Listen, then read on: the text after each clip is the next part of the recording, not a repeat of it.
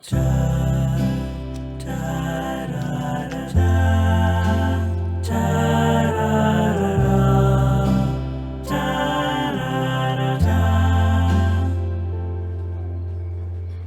പറഞ്ഞ അന്ന എന്നുള്ള പേര് ആദ്യം കേട്ടപ്പോഴേ ഞാൻ കരുതിയ ആൾ ക്രിസ്ത്യാനിയാണ്. അന്ന നമ്മൾ ഷോർട്ടായിട്ട് വിളിക്കുന്നല്ലേ. അന്നപൂർണ എന്നാണ് പൂർണ്ണമായിട്ടുള്ളവർ. അല്ല തന്നെ. ആഹാ, അന്നപൂർണ എന്ന ഒരാളെ ഞാൻ ഫസ്റ്റ് ടൈം ആക്കാടുന്നത്. ഞാൻ ഉമ്മൻചാണ്ടി ഒക്കെ ഒന്നേ ഉണ്ടാവുള്ളൂ. അതൊക്കെ ശരി തന്നെ. പക്ഷെ നീ ആ കോഴിയുടെ ചണ്ടിയെങ്കിലും ഒന്ന് ബാക്കി വെക്കണം കേട്ടാ.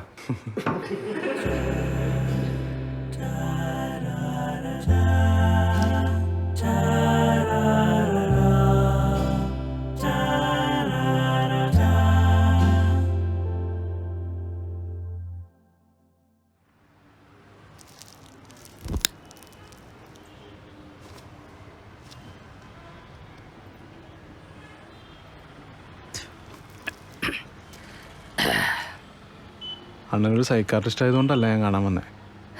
എടാ നീ വലിപ്പിക്കാണ്ട് കാര്യം പറ. എന്താ നിന്റെ പ്രശ്നം? അല്ല, ഇത് കുറച്ച് ഡീറ്റെയിൽ ആയിട്ട് പറയേണ്ട കാര്യമാണ്. നീ സമയെടുത്ത് പറഞ്ഞോ, ഞാനില്ല ഇവിടെ കേൾക്കാൻ. സത്യം പറഞ്ഞു കഴിഞ്ഞാൽ കല്യാണം കഴിഞ്ഞിട്ട് ആദ്യ രാത്രി തന്നെ അവൾക്ക് എന്തോ ഒരു പ്രശ്നമുള്ളതെന്ന് എനിക്ക് തോന്നിയായിരുന്നു.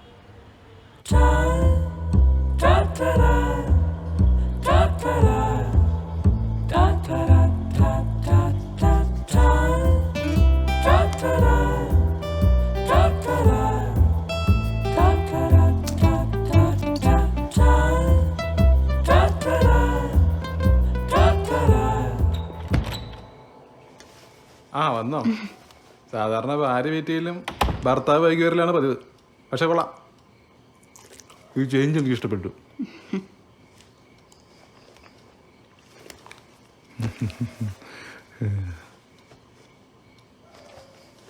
ഇത് കുഷന അല്ല പഞ്ഞി. എന്തേ?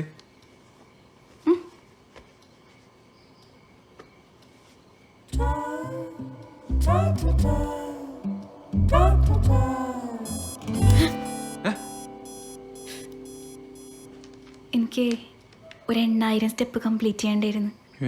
ഇപ്പം വരാം. ഒന്ന് വെയിറ്റ് ചെയ്യാവും. 10 മിനിറ്റ്. 10 minute please.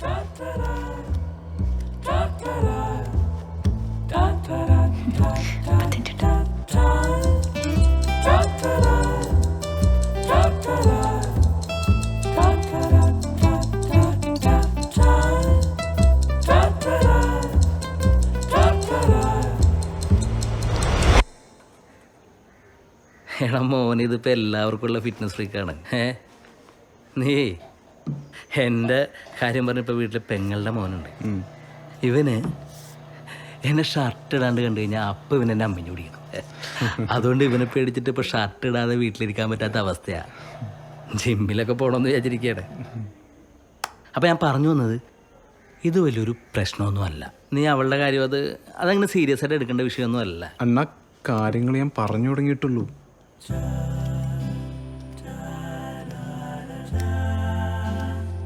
ചേട്ടാ ചായ.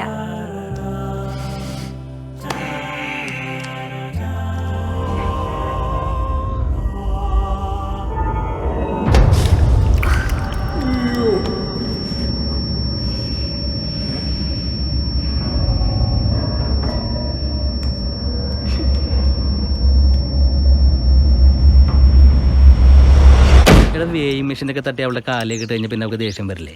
എന്തോന്നടേ എന്റെ പൊന്നെന്നാ അതല്ല കാര്യം. രാവിലെയും വൈകുന്നേരം വെയിറ്റ് നോക്കിട്ട് കലാപരിപാടി ഉണ്ട് അവൾക്ക്. അന്ന് വൈകുന്നേരം വെയിറ്റ് നോക്കിയപ്പോൾ 300 ഗ്രാം കൂടുതൽ. ഞാൻ അതിന്റെ ഓറിയന്റേഷൻ തെറ്റിച്ചിട്ടാന്ന് പറഞ്ഞ ഭയങ്കര ബഹളവള്. തലയ്ക്ക് സൗര്യം വേണ്ടേ? ഇതൊക്കെ സ്വാഭാവികമായിട്ടാണ് ഞാൻ കരുതിയത്. പക്ഷെ കല്യാണത്തിന്റെ തിരക്കൊക്കെ കഴിഞ്ഞ് ഞങ്ങൾ മാത്രമായപ്പോഴാണ് കുറച്ചുകൂടെ കൂടുതൽ എന്തൊക്കെയോ എനിക്ക് തോന്നി തുടങ്ങിയത്. അന്നയ്ക്ക് പലപ്പോഴും പല മൂടാണ്. ചിലപ്പോൾ എന്നോട് വളരെ സന്തോഷത്തോടെ പെരുമാറും.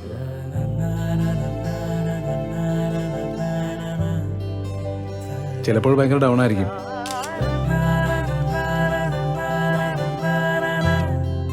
ചില ദിവസങ്ങൾ നന്നായിട്ട് ഭക്ഷണം കഴിക്കും. ചില ദിവസങ്ങളിൽ ഒന്നും കഴിക്കാതെ വെറുതെ ഇരിക്കും. അന്ന, നീ ഫുഡ് കഴിക്കുന്നില്ലേ? ഇല്ല, ഞാൻ വാട്ടർ ഡയറ്റാ.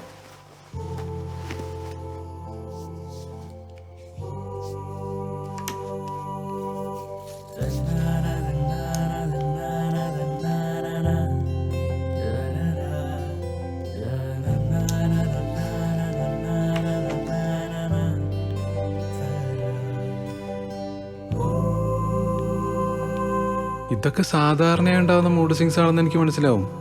അതൊക്കെ മനസ്സിനോട് പറഞ്ഞ് അഡ്ജസ്റ്റ് ചെയ്യുമ്പോഴാണ് ഞെട്ടലോടെ ഞാൻ ആ കാര്യം മനസ്സിലാക്കുന്നത്.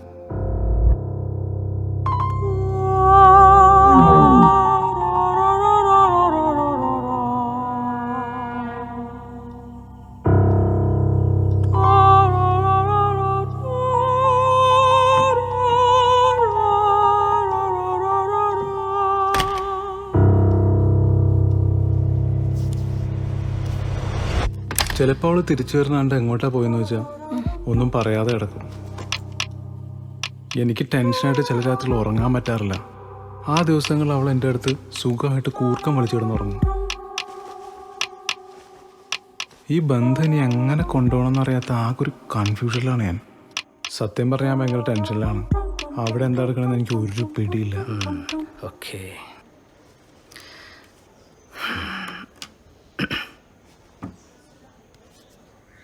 നീ ഒരു 3-4 ദിവസം ഉറക്കം നടിച്ചേർന്നാൽ തീരാവുന്ന പ്രശ്നമുള്ളത്.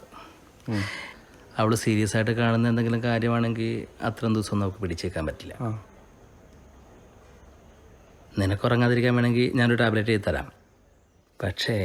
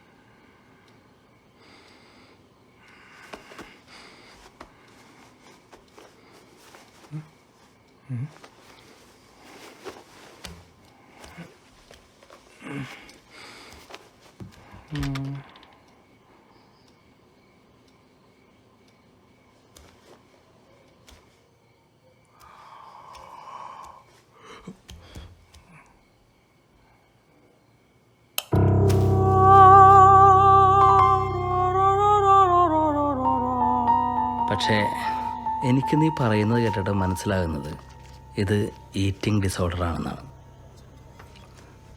ചില ആൾക്കാരുണ്ട് അമിതമായിട്ട് ഭക്ഷണം കഴിക്കുന്ന ആൾക്കാർ. ചിലരാണെങ്കിൽ തീരെ ഭക്ഷണം കഴിക്കില്ല. അത് വേറെ രോഗങ്ങളിലേക്കൊക്കെ വഴിമാറും. ഇതല്ലാതൊരു തരം ആൾക്കാരുണ്ട്. അതായത് ഈ നോൺ ഈറ്റബിൾ ആയിട്ടുള്ള സാധനങ്ങളൊക്കെ കഴിക്കുന്ന ആൾക്കാർ. ലൈക്ക് മണ്ണ്, ഇഷ്ടിക, അതുപോലെ സ്വന്തം മുടി, വസ്ത്രം, പ്ലാസ്റ്റിക്, പൈക്ക എന്ന് പറയും. മോനെ, നിനക്ക് ഈ റിലേഷൻഷിപ്പിൽ 2 ഓപ്ഷനുണ്ട്. ഒന്ന് വളരെ ഈസി ആയിട്ടുള്ള വഴി തിരഞ്ഞെടുക്കുക. അതല്ലെങ്കിൽ അവളുടെ ഈ അവസ്ഥയോട് തീവ്രമായൊരു എമ്പതി കാണിച്ച് നല്ല ട്രീറ്റ്മെൻറ്റ് കൊടുത്ത് അവളെ തിരിച്ചു കൊണ്ടുവരിക.